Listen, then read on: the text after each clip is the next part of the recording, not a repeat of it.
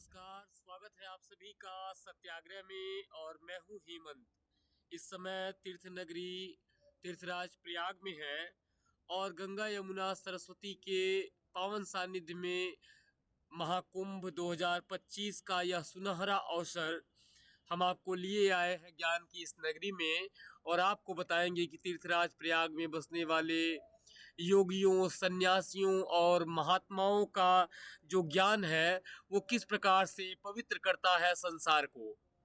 आइए लिए चलें तीर्थराज प्रयाग की नगरी में और हम आपको दिखाएं कि किस प्रकार का ये जो बड़ा बड़ा पांडाल आपको दिखाई दे रहा है, ये जो देश के कोने कोने से आया हुआ हुजूम है, ये जो विश्व के अलग अलग देशों से आए हुए कुटुंबी हैं, ये किस लिए इस नगरी में इकट्ठा हुए हैं और किस प्रकार से आदि गुरु शंकराचार्य का धर्म मंथन हो रहा है इस तीर्थराज प्रयाग की नगरी में।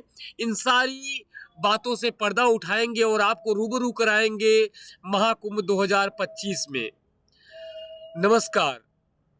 इस समय ये जो विजुअल आपकी स्क्रीन पे दिखाई दे रहा है कुंभ महापर्व 2025 का, इसको मनाने के लिए साधु, सन्यासी, तपस्वी और देश के कोने कोने से आए हुए गृहस्थियों का जमावड़ा हुआ है। उत्तर प्रदेश के प्रयागराज, यानी अतीत में इसे प्रयागराज कहा जाता था, बाद में लोग इलाहाबाद के नाम से जानने लगे और फिर से इसका नाम बदल करके प्रयागराज कर दिया गया है। 144 वर्षों के बाद लगने वाले इस महाकुंभ में पूरे देश से सनातन धर्म के अनुयायी इकट्ठा हो रहे हैं और लोक निर्माण और लोक जो जनमानस है उसके कल्याण के लिए यहाँ पे यज्ञ किया जा रहा है और उसी का कुछ विजुअल हम आप तक पहुँचाने के लिए प्रतिबद्ध हैं। कुंभ के बारे में बहुत सारी कहानियां हैं अतीत में जिसका वर्णन मिलता है और गाथाओं में मिलता है कि पद्म पुराण की कथा के अनुसार भगवान ब्रह्मा ने सृष्टि निर्माण के बाद गंगा तट पर सृष्टि का प्रथम यज्ञ यही किया था। सृष्टि की प्रथम यज्ञ स्थली होने के कारण गंगा का यह पुण्य क्षेत्र प्रयाग के नाम से विख्यात हुआ। पौराणिक कथा के अनुसार ब्रह्मा जी ने गंगा तट पर 10 अश्वमेध यज्ञ किए थे, इसलिए गंगा जी का यह घाट दशाश्वमेध घाट के नाम से जाना जाता है। इस तट पर स्वयं ब्रह्मा जी ने ब्रह्मस्वर शिवलिंग की स्थापना की थी।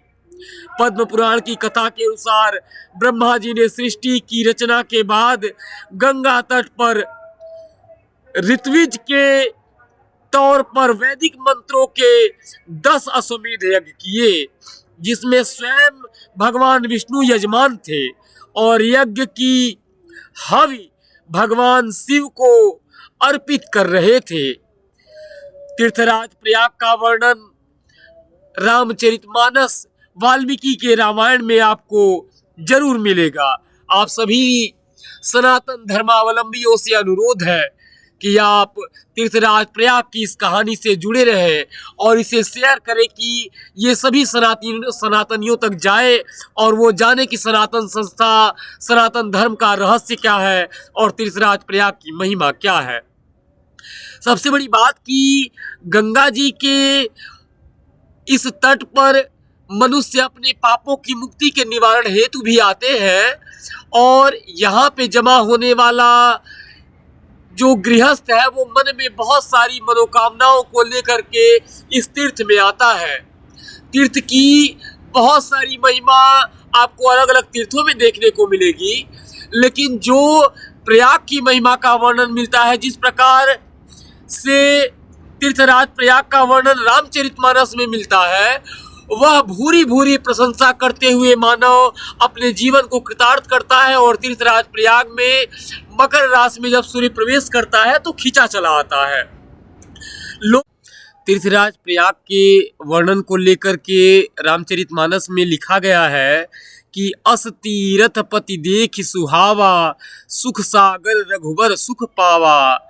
पापों के समूह रूपी हाथी के मारने के लिए सिंह रूप प्रयागराज का प्रभाव प्रत्यक्ष कहा गया है।